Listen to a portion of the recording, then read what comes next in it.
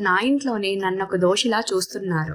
నేనేదో మహా అపరాధం చేసినట్టుగా నాపై కోపంగా ఉన్నారు.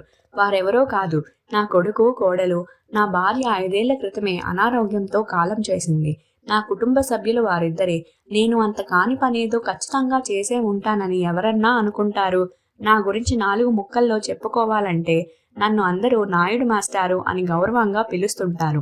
3.5 దశాబ్దాల పాటు స్కూల్ మాస్టారుగా ఎందరో ఉత్తమ విద్యార్థులను సమాజానికి అందించి, ఉత్తమ ఉపాధ్యాయుడిగా రాష్ట్ర, జాతీయ స్థాయిలో అవార్డులు, రివార్డులే కాక ఎన్నెన్నో సన్మానాలు, సత్కారాలు అందుకున్న గౌరవప్రదమైన వ్యక్తిని. ఈ మధ్యే రిటైర్ అయిన ప్రభుత్వ ఉద్యోగిని. నా వృత్తి నుండి రిటైర్ అయినా నా ప్రవృత్తికి రిటైర్మెంట్ ఎన్నడూ ప్రకటించుకోలేను. రచనా వ్యాసంగమే నాకున్న ఏకైక ప్రవృత్తి. నా రచనల ద్వారా సమాజానికి ఏ చిన్న మంచి జరిగినా, నా రచనల వల్ల ఎక్కడో చిన్న మార్పు సంభవించినా నా జీవితానికి అదో సంతృప్తిని ఇస్తుందని నమ్ముతాను. అలాంటి నేను నా కుటుంబ సభ్యుల ముందు తలదించుకోవాల్సిన పరిస్థితి ఎందుకు వచ్చిందో తెలియాలంటే క్యాలెండర్లోని పేజీలు ఒక 6 నెలలు వెనక్కి తిప్పాల్సిందే. ఆ రోజు ఓ పేరున్న సాహితీ సంస్థ ఆధ్వర్యంలో నా 6వ కథల సంపుటి పుస్తక ఆవిష్కరణ సభ అట్టహాసంగా జరిగిపోయింది. చివర్లో నేను వేదిక దిగి నాకు తెలిసిన సాహితీ మిత్రులతో మాట్లాడుతుండగా, సార్ నమస్తే అంటూ ఓ యువకుడు నా ఎదురుగా వచ్చి నిల్చున్నాడు. ఆ అబ్బాయికి సుమారుగా 20 ఏళ్లుంటాయి. ఇంత చిన్న కుర్రాడికి నాతో ఏం పని అన్నట్టుగా చూశాను. ఆ అబ్బాయి అక్కడున్న కుర్చీలో కూర్చొని మాట్లాడుకుందాం అన్నట్టుగా చూశాడు. వాడి చూపులకి అర్థం చేసుకున్నట్టుగా పక్కనే గల కుర్చీలో చతికిల పడుతూ, ఇప్పుడు చెప్పరా అబ్బాయి అన్నట్టుగా చూశాను. ఆ కుర్రాడు, సార్ మీ ఆటోగ్రాఫ్ ప్లీజ్ అంటూ అప్పుడే ఆవిష్కరణ జరిగిన నా కొత్త కథల సంపుటి పుస్తకాన్ని తెరిచి ముందుంచాడు. అలా పుస్తకాలపైన సాహితీ ప్రియులకు అభినందనలతో అంటూ ఆటోగ్రాఫ్లు రాసివ్వడం కొత్త కాకపోయినా ఆ కుర్రాడి ఆరాటం చూస్తే తెగ ముచ్చటేసింది. ఆ అబ్బాయి కళ్ళల్లో ఏదో మెరుపు కనిపించింది. నేను ఆ అబ్బాయిని పేరు అడిగాను. తన పేరు శశాంక్ అని చెప్పాడు. శశాంక్కి సాహితీపూర్వక అభినందనలతో అంటూ నేను రాసిచ్చిన పుస్తకాన్ని ఆ కుర్రవాడు తీసుకుంటూ, సార్ నేను కొన్ని కథలు రాశాను. మీరు వీలు చూసుకొని వాటిలో లోటుపాట్లు తెలియజేస్తే సరిచేసుకోవాలని అనుకుంటున్నాను. వినమ్రతగా అడుగుతూ సమాధానం కోసం నా వైపు ప్రాధేయపూర్వకంగా చూశాడు. అప్పుడు చూశాను ఆ అబ్బాయిని తేరిపారా. మూతి మీద మీసం కూడా సరిగ్గా మొలిచినట్టు లేదు. సరే చూద్దాం అన్నాను క్యాజువల్గా. నేనన్న మాటలకు కళ్ళు పెద్దవి చేసుకొని, సార్ ఎక్కడ కలవమంటారు? మీరుండే ఏరియాకి దగ్గరలోనే మేముంటున్నాం అంటూ ఆసక్తిగా ఆగిపోయి నా బదులు కోసం ఉద్విగ్నంగా చూస్తున్నాడు. నేను ఆశ్చర్యపోతూ, నా అడ్రస్సు గట్రా అన్నీ తెలుసుకొనే వచ్చామన్నమాట అన్నాను చిన్నగా నవ్వుతూ. ఆ కుర్రాడు వినయంగా, ఇందులో ఉంది కదా సార్ అంటూ నా కథల సంపుటిని చూపించాడు. ఏదో అనుకున్నాను కానీ వదిలేటట్టు లేడని నాకు అర్థమయ్యింది. ఒక్క క్షణం దీర్ఘంగా ఆలోచించి, సాయంత్రం 5 గంటలకి మా ఏరియా గ్రంథాలయానికి వచ్చాయి, అక్కడ కలుద్దాం అన్నాను బయలుదేరడానికి రెడీ అవుతూ. సార్ ఒక్క సెల్ఫీ అర్దింపుగా అడిగాడు. ప్రతి సభలోనూ అలవాటైన ప్రక్రియే కావడంతో ఫోటోకి ఫోజిచ్చాను. తర్వాత ఎవరి మానాన వాళ్ళు వెళ్ళిపోయాం. అదే రోజు సాయంత్రం 5:30 గంటలు అవుతుండగా నా సెల్ ఫోన్ రింగ్ అయింది. లిఫ్ట్ చేసి హలో అన్నాను. నేను సార్ శశాంక్ని, ఉదయం సభలో కలిశాను కదా అంటూ గుర్తు చేశాడు. అప్పుడు జ్ఞాపకం వచ్చింది ఆ కుర్రాడిని రమ్మన్న విషయం. ఆ సంగతే మర్చిపోయాను. రోజూ వాకింగ్ చేస్తూ అక్కడి గ్రంథాలయానికి వెళ్ళి కాసేపు పత్రికలు తిరిగేసి రావడం దినచర్యలో ముఖ్య భాగం. 10 నిమిషాల్లో అక్కడ ఉంటానని చెప్పి హడావిడిగా బయలుదేరి వెళ్ళాను. ఆ కుర్రాడు ఓ సిమెంట్ బెంచీ మీద కూర్చొని ఏదో పుస్తకం చదువుకుంటున్నాడు. నన్ను చూడగానే లేచి నిల్చొని, రండి సార్ కూర్చోండి అంటూ నా పట్ల తన విధేయతను కనబరిచాడు. నేను కూర్చుంటూ తనని కూడా పక్కనే కూర్చోమన్నాను. తను పర్వాలేదు సార్ అని అలాగే నిల్చున్నాడు. నేను బలవంతంగా చేయి పట్టుకొని లాగి కూర్చోమనేసరికి ఇబ్బందిగా కూర్చున్నాడు. నేను ఉపోద్ఘాతం లేకుండా, నీ రచనలు తెచ్చావా అని కొంచెం చిరాకు ధ్వనించిన స్వరంతో అడిగాను. ఏవేవో పిచ్చివి రాసుకొచ్చేస్తారు, చదవమంటూ చావగొడతారు నా మనసులో అనుకుంటుండగా ఆ కుర్రాడు గబగబా తన వెంట తెచ్చుకున్న ఫైల్లోంచి కొన్ని పేపర్లు తీసి నా చేతికి అందించాడు.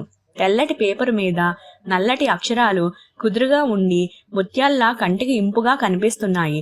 అలా చూడగానే ఎందుకో శ్రద్ధగా చదవాలనిపించింది. క్షణక్షణానికి ఉత్కంఠని రేతెక్కించిన ఆ పేజీలన్నీ చకచకా చదివేశాను. కథ ముగింపు అద్భుతంగా ఉంది. అతను రాసిన వ్యాఖ్యాల్లో అక్షరదోషాలు మచ్చుకు ఒక్కటైనా కనిపించలేదు. కథా నిర్మాణం పకడ్బందీగా కొనసాగింది. అది ఓ కొత్త రచయిత రాసిన రచనలా లేదు. ప్రతి వాక్యము చేయి తిరిగిన రచయిత కలం నుండి ఉద్భవించిన అద్భుతంలా ఉంది అతని రచన. ఆ 20 ఏళ్ల కుర్రాడి రచన 60 ఏళ్లు పైబడిన నన్నే ఒకంత ఆశ్చర్యానికి గురిచేసింది. చదవడం పూర్తయ్యాక ఏం మాట్లాడాలో అర్థం కాక కొద్దిసేపు నిశ్శబ్దంగా ఉండిపోయాను. కొన్ని క్షణాల అనంతరం ఏమో అనుకున్నాను. కథ బాగా రాసావయ్యా. రచనా రంగంలో నీకు మంచి భవిష్యత్తు కనిపిస్తోంది. కీపిటప్ అంటూ ప్రశంసించాను. ఓ సీనియర్ రైటర్గా నాకో పెద్దరికం అప్పగించాడు కాబట్టి ఏదో ఒకటో రెండో చెప్పక తప్పదని చాలాసేపు ఆలోచన చేసి అతి కష్టం మీద 2-3 విషయాలు చెప్పాను. నిజానికి నేను సూచించిన విషయాలు గొప్ప విషయాలని భావించనక్కర్లేదు.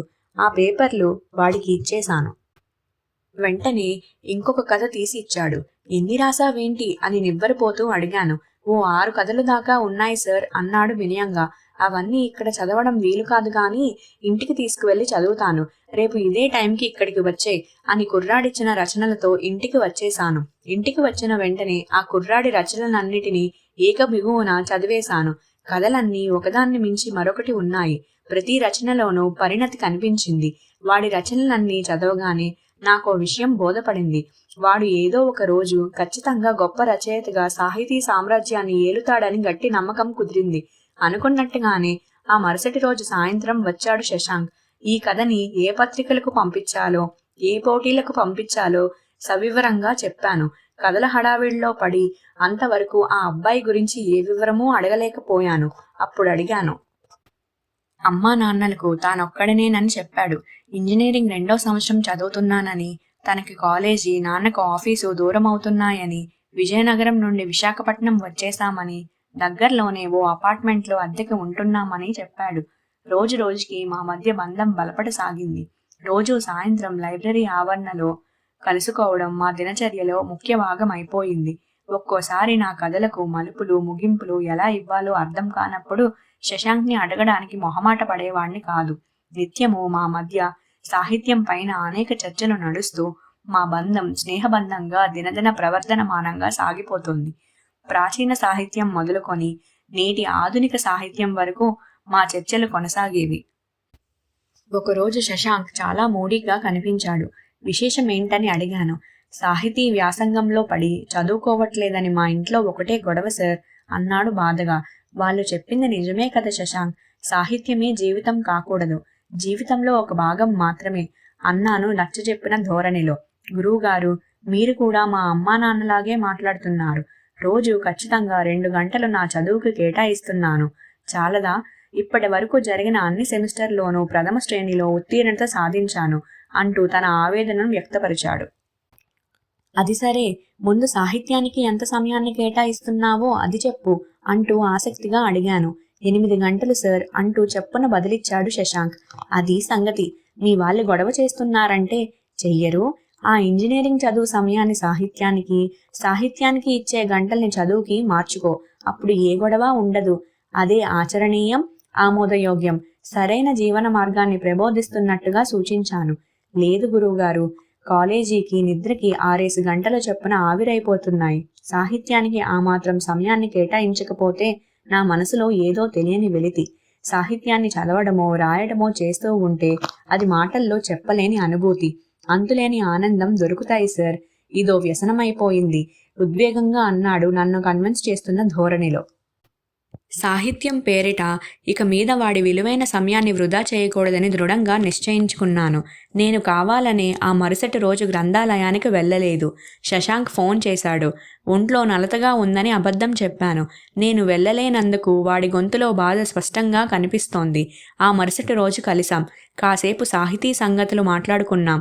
పోటీకి పంపించడానికి ఏదో కథ తీసుకొని వచ్చాడు. అది చదివి 1-2 సూచనలు చేసి బయలుదేరిపోయాను. శశాంక్ మొహంలో బాధ నాకు తెలుస్తూనే ఉంది. ఆ మరుసటి రోజు ఉదయం ఆలస్యంగా నిద్రలేచాను. బయట నా కొడుకు కోడలితో ఎవరో గొడవ పడుతున్నారు. నేను ఏంటో తెలుసుకుందామని బయటికి వచ్చాను. గొడవ చేస్తున్నది 2 భార్యాభర్తలు. వాళ్ళు నన్ను చూడగానే, ఏమయ్యా పెద్ద మనిషి, ఇది నీకు ధర్మంగా ఉందా అంటూ ఆ ఆడమనిషి నిలదీస్తుంది. అక్కడేం జరుగుతుందో నాకు అర్థం కాలేదు. అయోమయంగా నా కొడుక్కేసి చూశాను. ఆ చదువుకునే కుర్రాడితో మీకేంటి నాన్న స్నేహం? నా కొడుకు కూడా నన్ను నిలదీశాడు. అప్పుడు నాకు అర్థమయ్యింది గొడవ చేస్తున్న వారిద్దరూ శశాంక్ తల్లిదండ్రులని. నా కొడుకు మాటలకు ఎలా బదులివ్వాలో తెలియక కాసేపు తటపటాయించాను. నేను బాగా చదువుకోమనే చెప్తున్నాను. ముందు బతుకు తెరువు, తర్వాతే ఏదైనా అని నిన్ననే హితవు చెప్పాను అంటూ శశాంక్ తల్లిదండ్రులకి, కొడుకు కోడలికి సమాధానం చెప్పాను. చాలేవయ్యా, మాస్టర్గా పనిచేసిన వారు ఆ మాత్రం మీకు తెలీదా? ఇలా కథలు, కవితలని చదువుకునే పిల్లాడి జీవితాన్ని నాశనం చేయడం ఏమన్నా బాగుందా అంటూ శశాంక్ తల్లి నా మొహం మీదనే నన్ను నిలదీసింది. నాయుడు మాస్టర్గా ఎంతో మంచి పేరున్న నేను శశాంక్ తల్లిదండ్రుల ముందు దోషిలా నిలబడాల్సి వచ్చినందుకు నాకు తల కొట్టేసినంత పనయ్యింది. నేనేం చెప్పినా అర్థం చేసుకునే పరిస్థితిలో వారు లేరని మౌనంగా ఉండిపోయాను. నా కొడుకు వారికి నచ్చజెప్పుకుంటున్నాడు. ఇక మీదట మా నాన్నగారు మీ అబ్బాయిని ఎట్టి పరిస్థితుల్లోనూ కలవరు అని గట్టిగా మాటిచ్చి వారిని పంపించేశాడు. తరువాత నా కొడుకు కోడలు పెంట మీదవన్నీ ఇంటి మీదకు తెస్తున్నారు. మీ వయసు వారితో స్నేహం చేసుకోండి అని ఈ స్కూల్ మాస్టర్కే క్లాస్ తీసుకున్నారు. మా పరిచయానికి అప్పుడే 6 నెలలు నిండిపోయాయా అనిపిస్తోంది. అయినా గాని వాడి భవిష్యత్తు దృష్ట్యా కొన్నాళ్ల పాటు గ్రంథాలయానికి వెళ్ళకూడదని, శశాంక్ని కలవకూడదని గట్టిగానే తీర్మానించుకున్నాను. ఆ రోజు సాయంత్రం నేను అనుకున్నట్టుగానే శశాంక్ కాల్ చేశాడు. నేను కావాలనే లిఫ్ట్ చేయలేదు. మళ్ళీ చేశాడు. ఇక బాగోదని ఫోన్ ఎత్తి మాట్లాడాను. ఉదయం జరిగిందంతా చెప్పి అమ్మా నాన్నలు చెప్పినట్టు శ్రద్ధగా చదువుకోమని బోధపరిచాను.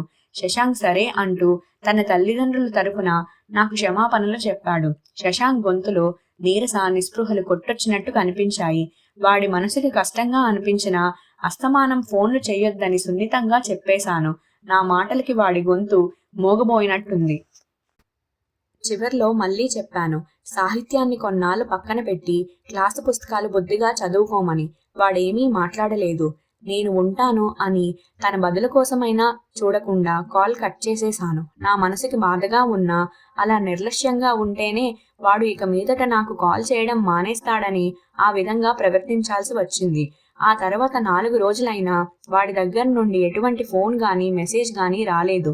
నా ప్రవర్తనకి బాగా నొచ్చుకున్నాడేమోనని అనిపించి చాలాసార్లు కాల్ చేద్దామనుకున్నా శశాంక్ తల్లిదండ్రుల మాటలు గుర్తుకు వచ్చి నన్ను నేను ఆపేసుకున్నాను. ఆ మరుసటి రోజు ఉదయాన్నే శశాంక్ నాన్న మా ఇంటికి వచ్చాడు. నేను ఎంతగానో ఆశ్చర్యపోయాను.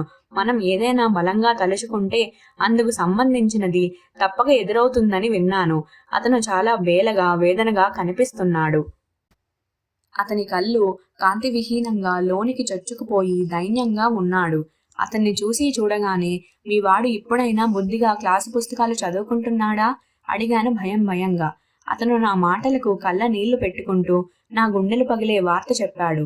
శశాంక్ వాళ్ళుంటున్న 2nd ఫ్లోర్ నుండి దూకేసి ప్రాణం మీదకి తెచ్చుకున్నాడంటూ, ఆ ఘటన జరిగి 3 రోజులు అయ్యిందని, తల మీద పెద్ద గాయమై కోమాలోకి వెళ్ళిపోయాడంటూ శశాంక్ తండ్రి బావురమన్నాడు. నా మెదడును ఒక్కసారిగా 1000 వోల్ట్ల విద్యుత్ తరంగం తాకినట్టు అయ్యింది. అతన్ని ఎలా ఓదార్చాలో నాకు అర్థం కాలేదు. ఎందుకంటే నా మానసిక పరిస్థితి అతని కంటే దారుణంగా తయారయ్యింది. అతనితో కలిసి శశాంక్ని చూసేందుకు హడావిడిగా ఆసుపత్రికి బయలుదేరాను. శశాంక్ ఐసీయూలో బెడ్ పైన అచేతనంగా పడుకొని ఉన్నాడు. ఆక్సిజన్ గొట్టాలు వాడి ముక్కుకి, నోటికి తగిలించి ఉన్నాయి. వాడిని అలా చూడగానే నా గుండె చెరువయ్యింది. నన్ను నేను దమాయించుకోవడానికి చాలా సమయమే పట్టింది. ఆసుపత్రి వారు కేటాయించిన గౌను లాంటి కోటిని తొడుక్కొని లోనికి వెళ్ళాను. బెడ్ పై వాడు నిశ్చలంగా నిద్రపోతున్నట్టుగా కనిపించాడు. శశాంక్, శశాంక్ అంటూ చిన్నగా గొంతు పెగిల్చుకొని పిలిచాను. వాడికి నా మాటలేవీ వినిపించలేదు. శశాంక్ లే, నేను నీకోసమే వచ్చాను. మళ్ళీ పిలిచాను. వాడిలో ఎటువంటి స్పందన కనిపించలేదు. నేను నిస్సహాయంగా బయటికి వచ్చేశాను. ఇదంతా ఎలా జరిగింది? బయట నిరీక్షిస్తున్న తల్లిదండ్రుల్ని అడిగాను. శశాంక్ తండ్రి ఏమీ మాట్లాడకుండా నిశ్శబ్దంగా ఉండిపోయాడు. శశాంక్ తల్లి నీరసంగా గొంతు పెగిల్చుకుంది. అంతా ఈయనే చేశారండి. వాడి సాహిత్యపు పుస్తకాలని తగలబెట్టేస్తానని ప్రతిరోజు బెదిరించేవారు. ఆ రోజు పుస్తకాలన్నిటినీ కుప్పలా పడేసి వాటిపై పెట్రోల్ పోసి వాడి కళ్ళ ముందరే అన్నంత పని చేయబోయారు. వాడు అది చూసి తట్టుకోలేక ఆవేశంగా బాల్కనీలో నుంచి కిందకి దూకేశాడు అంటూ బావురుమంది ఆ కన్న తల్లి. వాడు మారాలని అలా బెదిరించాలనుకున్నాను కానీ చదువుకున్న వాడిని, పుస్తకాలని నేనెందుకు తగలబెడతాను సార్? నిజానికి మారాల్సింది వాడు కాదు, నేను నా కళ్ళతో వాడి జీవితాన్ని శాసించాలనుకోవడం ముమ్మాటికి నా తప్పే. ఇక మీదట వాడి ఇష్టానికే బతకమంటాను అని వాపోతూ ఆ తండ్రి ఎంతగానో కుమిలిపోతూ రోదిస్తున్నాడు. వారిని అలా చూడగానే నా మనసెంతగానో క్షోభించింది. కాసేపటికి అక్కడకు వచ్చిన డాక్టర్ని శశాంక్ కోమాలో నుంచి ఎప్పుడు బయటకొస్తాడని ఆశగా అడిగాను. శశాంక్ మెదడులో పాజిటివ్ వైబ్రేషన్ ఎప్పుడు కలిగినా కోమాలో నుంచి బయటికి వస్తాడని డాక్టర్ స్పష్టంగా చెప్పాడు. నేను శశాంక్ గురించే ఆలోచిస్తూ ఇంటికొచ్చేశాను. నా ఆలోచనల్లో శశాంకే నిండిపోయాడు. టీపై పైన కనిపిస్తున్న ఆ రోజు దినపత్రికను అసంకల్పితంగా తిరిగేశాను. ఏదీ చదవాలనిపించలేదు. యాంత్రికంగా పేజీలు తిప్పుతున్నా నన్ను ఓ వార్త అమితానందానికి గురిచేసింది. ప్రముఖ సాహితీ సంస్థ వారు పెట్టిన కథల పోటీలలో యువ రచయిత శశాంక్ కథకు ప్రథమ బహుమతి ₹1,00,000 అని ప్రకటిస్తూ వచ్చిన వార్త అది. ఆ పక్కనే శశాంక్ ఫోటో కూడా వేశారు. నా మనసు ఆనందంతో ఎగిరి గంతేసింది. ఆ దినపత్రికను చేత్తో గట్టిగా పట్టుకొని శశాంక్ ఉన్న ఆసుపత్రికి వెళ్లేందుకు వడివడిగా అడుగులు వేశాను. సానుకూల పవనాలు ఆశీర్వదిస్తున్నట్టుగా చల్లచల్లగా నన్ను స్పర్శిస్తున్నాయి. ఈ వార్త ఒక్కటి చాలు వాడి జీవనాడుల్లో చలనం రప్పించడానికి. నాకు బాగా తెలుసు సాహిత్యమే వాడి ఊపిరి, ఆయుష్షు అని.